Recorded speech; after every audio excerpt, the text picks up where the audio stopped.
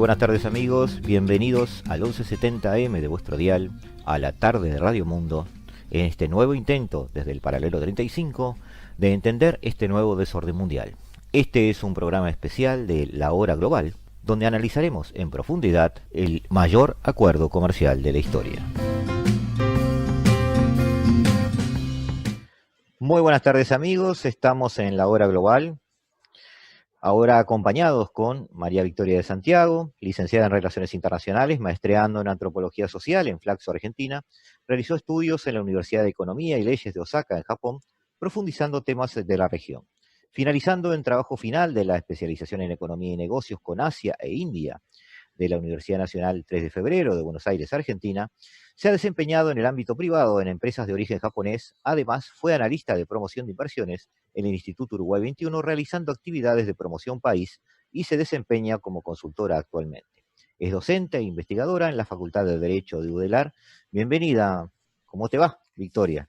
¿Todo bien? Gustavo, siempre un gusto. ¿Cómo estás, Gustavo? Muy bien. Hoy tenemos un desafío bastante importante. Se ha firmado el mayor acuerdo comercial de la historia, aparentemente, y tiene varios aspectos relevantes que vamos a intentar ver contigo. El proceso, como sabemos, ha sido tan angustioso como torpe el nombre, pero los 15 países asiáticos que el 15 de noviembre firmaron la Asociación Económica Integral Regional, así se llama, en una ceremonia virtual en Hanoi, pueden al menos felicitarse por romper algunos récords.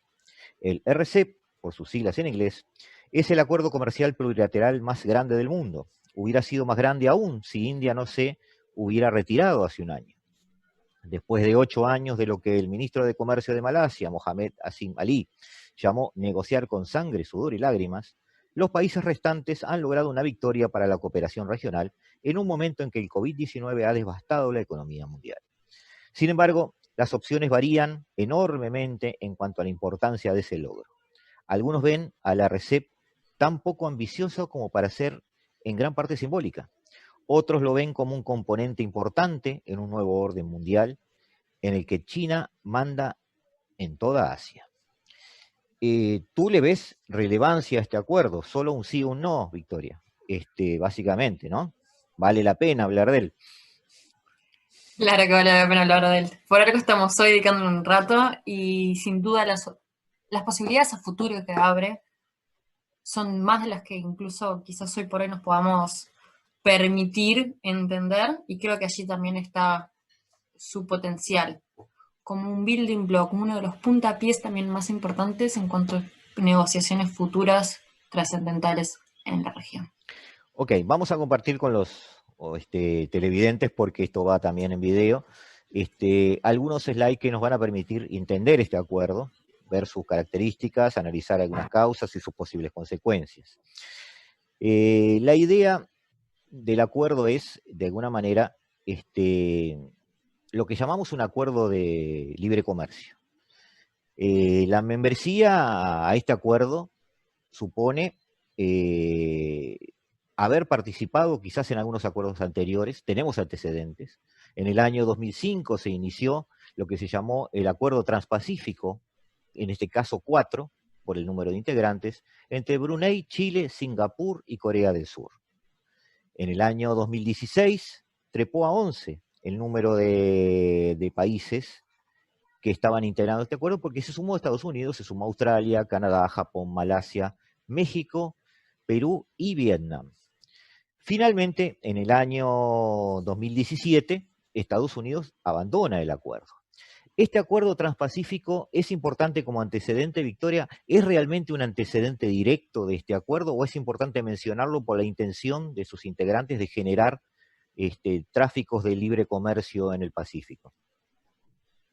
Creo que me animaría más a hablar en términos de tu última propuesta.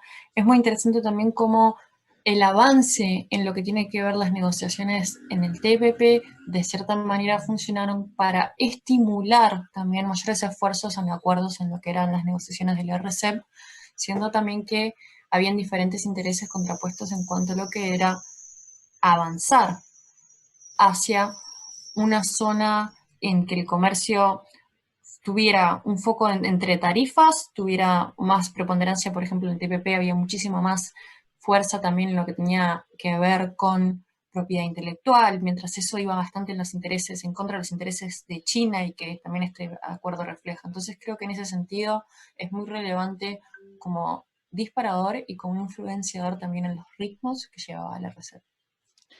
Estados Unidos salió del acuerdo, tal cual yo lo comentaba. Aparentemente los funcionarios norteamericanos descartaban este acuerdo como un pacto que estaba muy centrado en aranceles y medidas rudimentarias de facilitación del comercio, según comentarios de ellos. ¿Ese acuerdo tiene vigencia hoy? ¿Lo podemos tomar hoy como acuerdo? ¿Está vivo? ¿Te referís al TPP? Al TPP.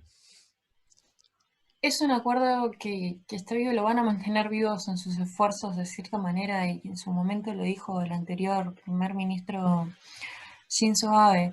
El TPP significó para países, por ejemplo, como Japón, un esfuerzo y un costo político inconmensurable desde nuestra perspectiva, que no vivimos toda la conmoción local que generó, por ejemplo, las discusiones en torno a lo que tenían que ver con temas agrícolas. El costo local fue tal que estas economías sin duda han hecho un esfuerzo por mantenerlo vivo y han sido muy explícitos en sus discursos de que no se caería por Estados Unidos y que incluso sigue abierto, por supuesto, dada los cambios que podían darse de coyuntura en Estados Unidos, de que pudiera volver a sumarse, ¿no? Es un acuerdo importante, en su momento abarcaba cerca del 40% de la economía mundial, como vemos allí, un mercado de unas 800 millones de personas. Pero en definitiva, en el año 2012, finalmente en Camboya, los países de la ASEAN dan el puntapié inicial para explorar un acuerdo regional amplio en Asia. Es importante precisar que no fue una iniciativa de China, más allá de su protagonismo obvio posterior. Acá nos detenemos un segundo. Estoy hablando del año 2012. Han pasado 8 años de negociaciones y ha cambiado el elenco de protagonistas, ampliándose a 5 países, además de estos que pertenecen a ASEAN. En forma creciente, junto a la emergente China, el comercio entre ASEAN y la propia China ha ido aumentando. Hoy China es el socio comercial más importante de ASEAN y viceversa. Entonces, este acuerdo que integra ASEAN con China y con otros países, tampoco puede parecer algo a contranatura o una sorpresa, tiene una cierta lógica comercial. Es totalmente coherente con los procesos que se estaban dando y es un esfuerzo principalmente por ordenar la casa y los papeles. Literalmente los papeles, porque los esfuerzos que tenían que hacer las pequeñas y medianas empresas, particularmente de ASEAN, para aprovechar de manera ordenada, organizada también todo lo que era este vasto paraguas de acuerdos que tenía, era un reto. Este acuerdo viene a armonizar un poco, a facilitar también esto, muy pensado también en que todos aprovechen los acuerdos que ya están vigentes también de manera más eficiente. Entonces es un proceso bastante natural en ese sentido y más que nada considerando este objetivo de armonizar en realidad un poco de las reglas de juego en la región. Es importante recordar que cuando hablamos de ASEAN hablamos de estos 10 países: Brunei, Camboya, Filipinas, Indonesia, Laos, Malasia, Myanmar, Singapur, Tailandia y Vietnam, que están formando esta asociación de naciones del sudeste asiático. Es decir, ASEAN no tiene una integración con China o con India o Pakistán u otros integrantes de Asia. Ahora sí, siguió la negociación, estos 10 Estados miembros que recién acabamos de mencionar, sumaron a su negociación a países que no estaban integrando ASEAN, como Australia, como Nueva Zelanda, como Japón, como Corea del Sur, la propia India en su momento, y la propia China, que es la que le da un poco de relevancia, un poco ya geopolítica mundial a este acuerdo. Hay, por lo que se ve y por lo que estamos viendo también en los mapas, hay un carácter regional. Y ese es el primer aspecto que analizaremos después de este pequeño corte. Ya volvemos.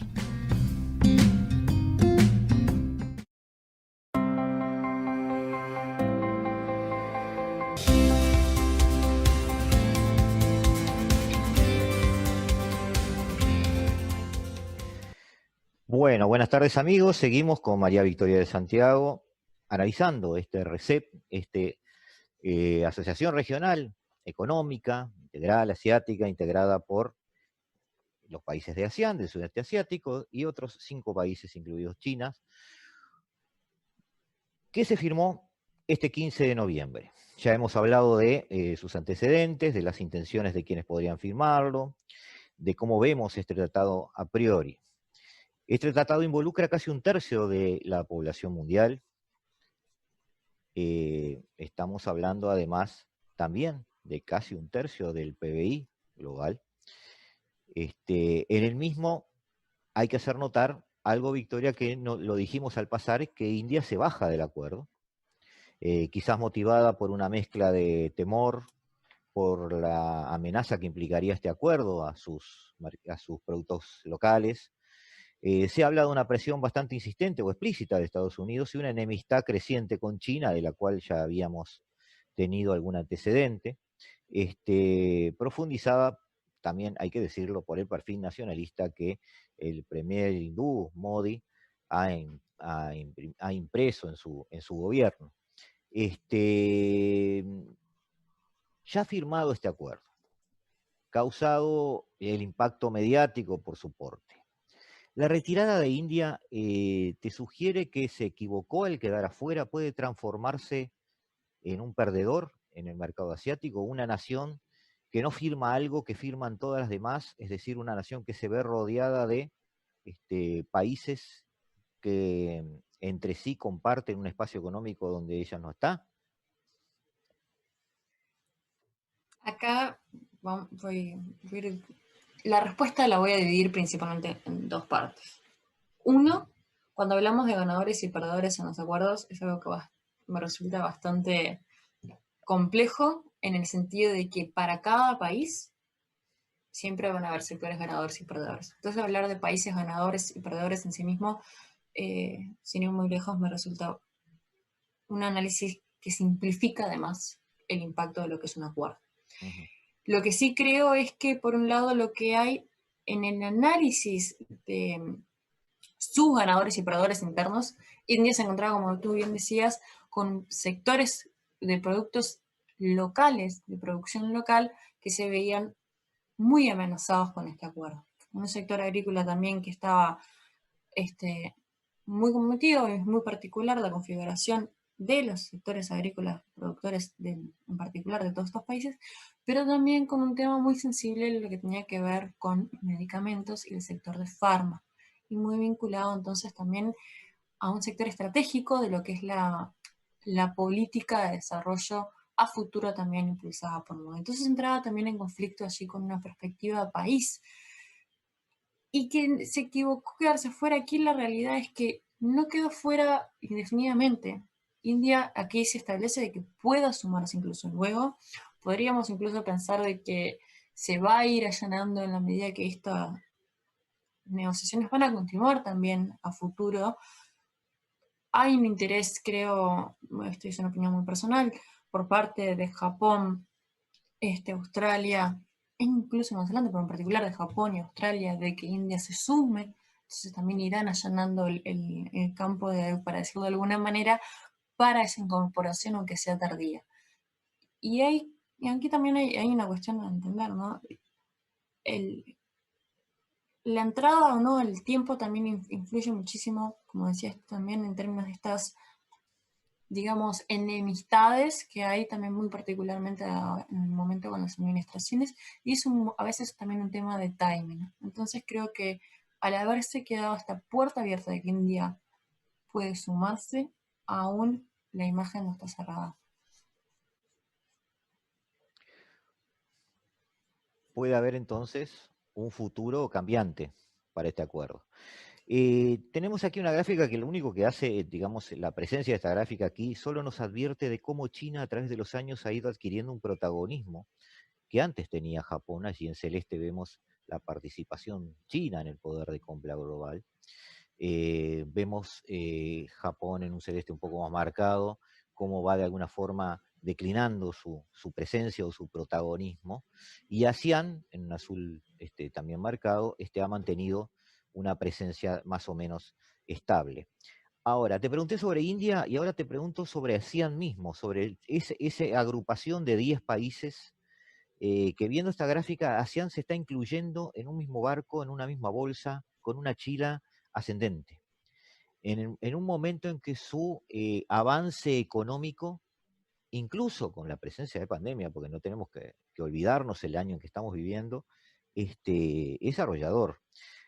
ASEAN y los demás países, cuando iniciaron o dieron el puntapié inicial a esto, no vieron un futuro en el cual había un peligro del dominio chino de todo ese mercado, o en realidad ellos están creyendo que en este tipo de acuerdos todos ganarán. Este, te lo pregunto como occidentales, quizás mi pregunta es un poco tonta desde el punto de vista de quienes están manejando el acuerdo, pero viendo cómo avanza China y viendo que ASEAN inicia un acuerdo donde China termina siendo protagonista, me pregunto por qué pensarán los líderes, aquellos que iniciaron esto en el 2012. Aquí hay algo interesante y voy a aprovechar que hablaste de una perspectiva occidental. Los planes todos estos, incluso de acuerdo, y en estos países se trabaja a largo plazo. En una visión a largo plazo, el predominio de China en términos comerciales está dado hace ya bastante tiempo en la región, ¿no? Y incluso cada economía tiene muy claro la preponderancia e importancia que tiene China como socio comercial único para cada uno de ellos. Entonces, el impacto, y si podríamos decir de alguna manera, ese predominio en las relaciones comerciales, era parte prácticamente de la letra del problema. Era parte de la realidad asumida y creo que hacían lo que buscaba, y especialmente viendo lo que han sido en los últimos años las políticas chinas en cuanto a su propio desarrollo y sus planes a futuro, era no quedarse afuera de este crecimiento de este gigante. ASEAN ha logrado de una manera asombrosa en términos de por los marcos en los que ha trabajado, de generar cadenas de valor cada vez con mayor integración. Y la idea un poco de esto es volverlas más eficientes e insertarse cada vez más en las cadenas de valor que están generando China en particular, que es el que está dando el mayor, como se ve en la gráfica, es el que tiene mayor capacidad de crecimiento estos últimos años y todavía se cree que pueda seguir creciendo a menores tasas, pero es dentro de los socios en donde encontrará también más capacidad para expandirse. Y es importante entonces también este acuerdo en la medida de que ASEAN logre, y este también es el desafío que se plantean un poco, insertarse en cadenas de valor cada vez con mayor valor agregado y no quedarse como proveedor únicamente de materias primas o lo que podría ser también que son grandes proveedores también de toda la parte de alimentos. Entonces, a medida que vayan generando integración, y aquí es interesante, la RCEP tiene una parte de cooperación tecnológica, que eso también es interesante no olvidarlo, que vayan logrando aprovechar este avance tecnológico e insertarse, en realidad, sí, se beneficiarían de poder no quedar fuera del barco del crecimiento, sino subirse al barco del crecimiento. Ahí está, no buscan entonces, quizás en mi visión muy occidental, no buscan hacer acuerdos para tener protagonismo, sino para ser parte de la ganancia del acuerdo. Exactamente. Ese es quizás el cambio de mentalidad. Este acuerdo tiene un formato que no es sobre tarifas en sí mismo, aunque de hecho elimina aranceles para el 90% de los bienes. En realidad armoniza regímenes de orígenes. Eso es lo que busca el acuerdo, que para muchos es un defecto o una carencia, pero de alguna manera es un acuerdo, me parece que posible, antes que un acuerdo ideal. De alguna manera, basta que uno de estos países tenga un certificado de origen para que los bienes puedan transitar libremente. Eh, tú que manejas también el perfil económico, obviamente, estás, supongo yo, viendo que la prioridad es que el comercio se dé, no cómo se dé. No entiendo bien la pregunta aquí por dónde va. Sin duda el No, objetivo es porque facilitarlo. muchas veces los acuerdos se hacen en el sentido de empezar a crear ciertos controles de tráfico de mercadería y se sobreregula muchas veces en los acuerdos. o se sobrenegocia al detalle algunos temas y terminan siendo trabas para la movilidad real de las mercaderías. Sí, sin Entonces, duda, aquí el objetivo fue empezar a armonizar, ordenar un poco ese spaghetti bowl, como se llamaba en el momento que se generó entre los acuerdos también asiáticos y en particular ASEAN, espagueti bowl, armonizar. Sí, es un término que se daba mucho con los acuerdos, tan enredado que era como mirar un bowl de espagueti. La idea era un poco desenredar eso, armonizar, y por eso estaba, lo hablaba hace unos momentos, este objetivo de realmente efectivizar la capacidad que tengan las diferentes empresas, particularmente medianas y pequeñas, que son las que a veces tienen más dificultad de aprovechar este tipo de acuerdos, el efectivizar entonces la capacidad de hacer uso de estos beneficios, armonizándolo y simplificando. Entonces esto es una apuesta en ese sentido.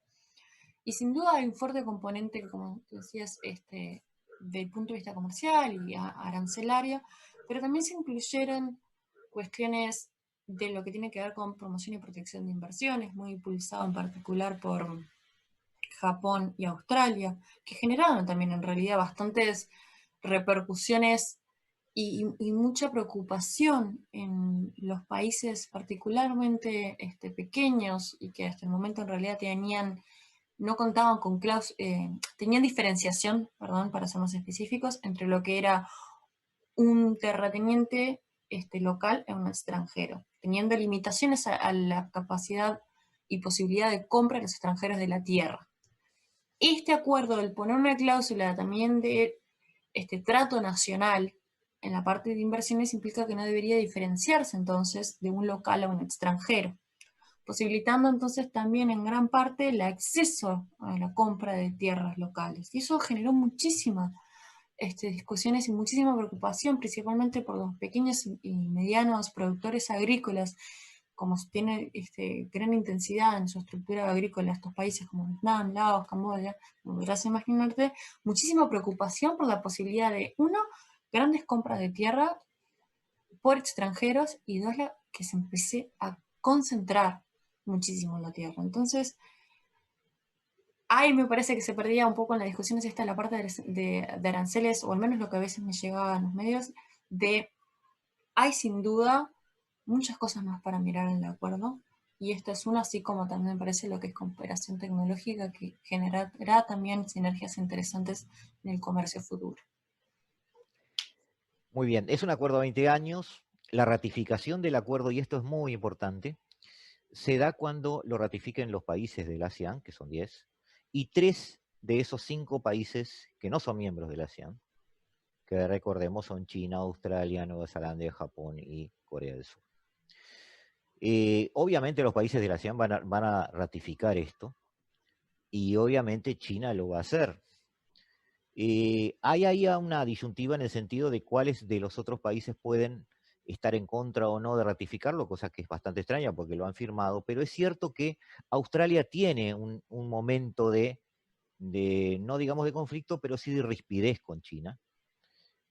Quizás no sea de los primeros en ratificar el acuerdo, pero como tú decías, Japón está interesado en él, Nueva Zelanda tiene mejor relación con China hoy, Corea del Sur eh, parece tener interés también en que ese mercado lo afecte o lo beneficie de alguna manera. Así que la ratificación de alguna manera está más bien asegurada en ese sentido. Es decir, este acuerdo podemos darlo como un acuerdo hecho.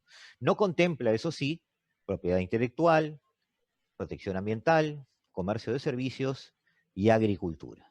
No los contempla porque no debiera contemplarlos, Victoria, o porque no hubo acuerdo, o como ves esas cosas que no están en el acuerdo y que mucha gente lo ve como parte de su debilidad, aunque quizás sea lo que lo hizo posible. Sin duda es lo que lo hizo posible. No hay interés de China de incluir propiedad intelectual en los acuerdos. Y esto es lapidario en términos de las negociaciones con China. No hay interés, y esto fue también una de las cuestiones que generó muchísimas rispideces con India, también en lo que tiene que ver con el sector de farma. No hay interés tampoco en complejizar los acuerdos con cuestiones de protección ambiental. Y aquí también esto, no te diría que le quita importancia, pero también nos pone a verlo en contraposición con los países que forman parte del TPP, que va a haber en la medida de que hay en los países que forman parte del TPP necesidades de atender a la protección ambiental, propiedad intelectual, protección laboral, genera así una suerte de ventaja en estos países que no tienen esos mismos estándares obligatorios. Entonces hay una intencionalidad directa también en no introducir ciertas cuestiones. Protección ambiental también tiene que ver mucho con esta idea de, siempre se discute desde del patear la escalera, ¿no? Sí. Tienes que generar, estaríamos imponiéndose, y no solo particularmente por el caso chino, sino en varios de estos países, condiciones de producción que también dificultaría muchísimo lo que es la competencia en varios sectores. Entonces hay una intencionalidad directa también de dejar estos puntos afuera, porque son de muy difícil acuerdo, dado los estadios distintos en los que se encuentran los países. Nos podemos comparar un estadio de desarrollo como el de Japón, Australia, Nueva Zelanda y Corea del Sur, con Camboya, con Laos, que están, si bien creciendo a un ritmo aceleradísimo y han logrado aprovechar muchísimo de los avances que han logrado a nivel económico de derramar y generar círculos virtuosos, aún les queda muchísimo camino por recorrer. Ahí hay un perfil diferente, por lo que tú dices, estoy pensándolo como que hay un perfil bastante diferente en cuanto a la gestión de los acuerdos con el perfil occidental, ¿no? Porque en el caso occidental lo vemos nosotros incluso con nuestra relación o intento de relación por ahora con Europa, en el acuerdo Mercosur-Unión Europea o en los acuerdos que está llevando adelante la Unión Europea, o lo hizo en su momento con la industria mexicana, y realmente hay siempre de parte de Europa en este último tiempo una puesta por delante de aspectos ambientales y una serie de requisitos para poder llevar adelante los acuerdos y hacerlos firmar. Hay una visión que tú acabas de escribir y diste el ejemplo recién, donde aquí lo importante es que el acuerdo salga porque no se le puede exigir lo mismo a los otros países porque están en niveles diferentes. Eh, Eso le daba más efectividad a los acuerdos asiáticos, ¿no? O sea, es un razonamiento que estoy haciendo. De alguna forma, quizás parezcan imperfectos para los estándares de los estadistas occidentales hoy, en cuanto a que no hay exigencias ambientales o no hay exigencias de determinado nivel, digamos, o de donde se pone el listón, pero también es cierto que los tiempos que manejan ellos demuestran que la efectividad se logra, es decir, los acuerdos se firman y van adelante. Quizás porque a China le patearon la escalera. Acá lo interesante, y estoy de acuerdo en cierta parte de lo que decís, es ASEAN es uno de los procesos de integración más exitosos que en términos de marco legal es de los más escuetos, ¿no? No tuvo tanto marco legal, no hubo en su inicio. Y es de los más exitosos, ha sido una acción muy pragmática.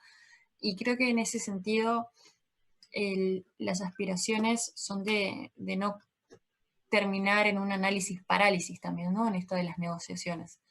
Entonces, el foco, además de los intereses específicos, también otros puestos de roles como el de China, que propone antes dejar cierto algunos de estos puntos fuera, es también en el pragmatismo, podríamos decirlo de cierta manera, asiático, de ir por lo que, como tú decías vos, es posible.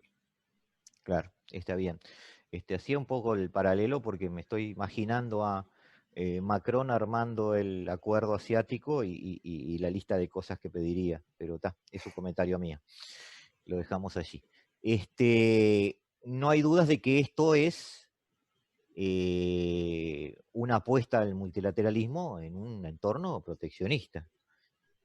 El entorno hoy es proteccionista, no podemos negarlo. Los bloques se han encerrado en sí mismos, no solo por la política de Trump, sino porque de hecho la pandemia también ha ayudado a hacer más débiles las economías. Y de alguna manera este mercado apuesta a crecer. China parece que puede o no comerse a las demás economías. Tú ves que este mercado va a crecer sanamente, es decir, hay quienes dicen que ante las sanciones arancelarias de Trump, China se está armando su propia OMC, digamos, en su patio trasero. ¿Tá? Es decir, está creando cadenas de valor propias, con proveedores propios, con destinatarios propios y con empresas que van también a relacionarse con el mundo exterior. Entonces, este multilateralismo asiático, ¿tú lo ves potente? ¿Lo ves con visos de crecimiento? Aquí no sé si hablaríamos de OMC asiática, porque un poco el alcance de lo que es el RCEP no va más allá de la OMC, mismo buscando no generar, como hablábamos recién, obligaciones que no fueran beneficios en sí mismos pragmáticos y directos arancelarios y que impacten, digamos, de alguna manera en lo que es la política china de ir avanzando en generar cada vez esta política de Made in China para el 2025, de generar sus propios valor y cada vez ser proveedor de mayor valor agregado, comenzó muy previo no solo a esto y ha tenido muchísimas repercusiones. Sin ir más lejos, todo el conflicto, y hago aquí un paréntesis, Tomás Gustavo, que tuvo China en gran parte con lo que tenía que ver con Huawei, estuvo dado en realidad ya desde antes con la administración de Obama, que fue la primera en emitir sanciones y restricciones, porque China había empezado a generar tecnología más avanzada que Estados Unidos con productos estadounidenses, lo cual podrás imaginarte que el Departamento de Defensa y de Estado de Estados Unidos entraron en un colapso de cómo es que nosotros les vendimos estos chips y ellos armaron una supercomputadora que supera la nuestra. Ahí dijeron, estamos todos locos, vamos a restringir. Y ahí empieza también toda una cuestión de cómo China, con sus proveedores regionales, principalmente empezó a generar muchísima tecnología propia. ¿No? Y principalmente sus proveedores para estos productos forman parte del RCEP y vienen en gran parte también de Japón y de Corea. Entonces, las cadenas de valor chinas se estaban generando y se iban dando incluso previo a lo que es el RCEP. El RCEP de vuelta viene principalmente a facilitar, generar mayores eficiencias de costos y seguir fortaleciendo este proceso entonces de generar cadenas de valor agregado cada vez más eficientes y cada vez de mayor valor, tecnológico principalmente. Entonces, en este sentido, fagocitarse no creo que sea tampoco ni siquiera incluso la intención de China. China va a querer sin duda fortalecer lo que es el mercado interno en sus objetivos, que es lo que viene siendo su principal política en los últimos años para fortalecer y lograr cimentar este crecimiento que menor, pero que quiere cimentar en los próximos años. Esto sin duda genera ciertos conflictos en lo que tiene que ver con el mercado exterior, porque bueno, va a generar también productos propios que en cierta medida quizás no le pueden proveer los países de la región, pero sí genera nuevas necesidades de nuevos tipos de insumos. Y ahí es donde se van generando todas estas sinergias, ¿no? Y es por ahí que creo que va más que nada el crecimiento, digamos, de alguna manera orgánico de lo que va a ser el comercio en esta región. Está bien. Amigos, nos vamos a un corte y volvemos con las conclusiones sobre este RCEP, este gran acuerdo asiático que ya está dando que hablar y que obviamente, debido a su propia dinámica, marcará muchas pautas de nuestro futuro comercial a nivel global.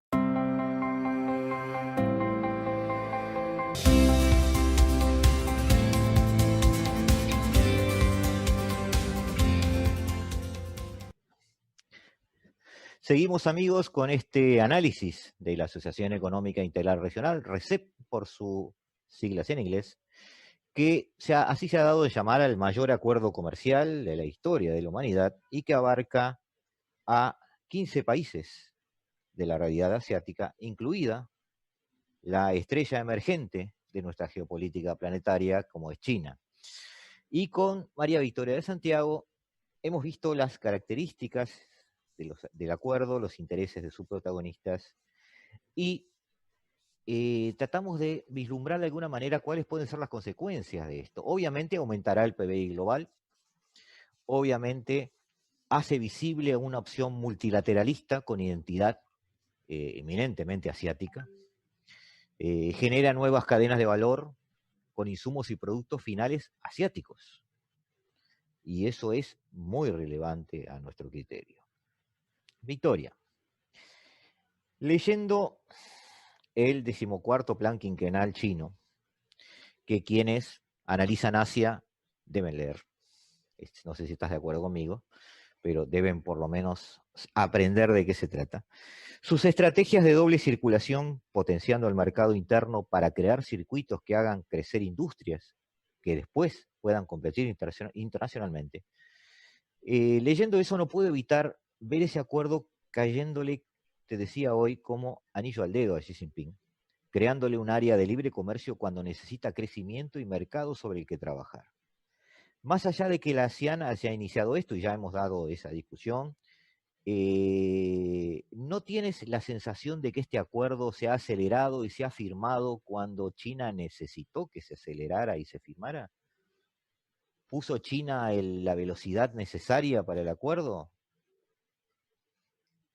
Acá claramente Es una pregunta con picardía, lo reconozco, pero sí, claro, es casi pero como el huevo o la gallina, ¿no? ¿Qué vino antes, el plan o el acelerar o el plan? Claramente China es muy coherente y precisa en la formulación y ejecución de sus planes.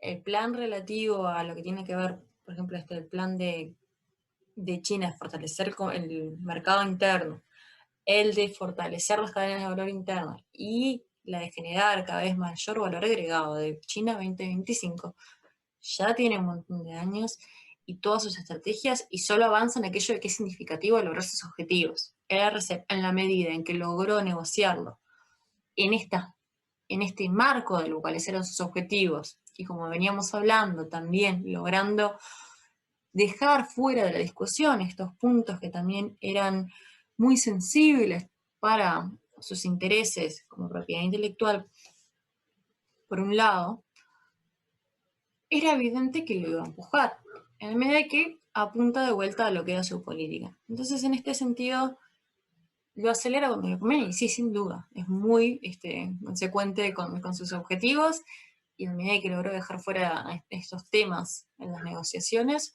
se volvió totalmente beneficioso, puso pie en el acelerador y avanzó. Eso sí, no hay duda. me quedó hoy en el tintero mencionarte antes de nuestro encuentro sobre el plan quinquenal que me había llamado mucho la atención, este, el uso que hace de la tecnología, es decir, planea todos sus estamentos económicos, estructurales, de infraestructura, pero no toma la tecnología como un objetivo en sí, sino que la tecnología es transversal a todos los sistemas. Entonces, el ejército se va a desarrollar implicando más tecnología. La armada se va a desarrollar implicando un sistema de redes de satélites donde implica más tecnología. Las empresas intermedias que toman productos primarios para generar productos elaborados van a ser intensivas en tecnología. Los servicios sociales públicos y los servicios públicos en general van a tener una inyección de tecnología, es decir, tienen una visión totalmente moderna de ese aspecto y utilizan la tecnología como una herramienta en forma global. Digo, es un comentario mío, digo, pero me acordé ahora que estábamos No, viendo el plan quinquenal y la verdad es que me llamó la atención en su momento. pero es clarísimo y va con esto también de fortalecer el mercado interno, Gustavo. Tú todo lo que mencionaste están generando demanda a Claro, un sector que claro, quieren claro, sí, sí, sí, fortalecer sí, sin duda. y el mercado interno.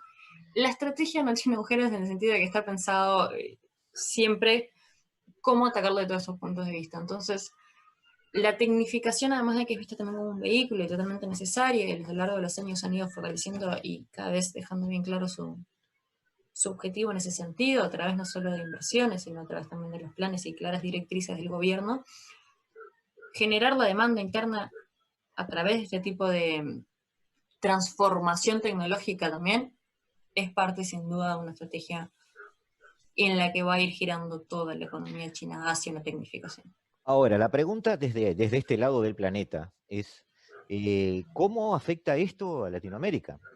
Es decir, lo primero que uno puede pensar es que si todo este acuerdo funciona, si todas estas cadenas de valor, no generadas por el acuerdo, pero el acuerdo lo que hace es facilitar cosas que ya existen.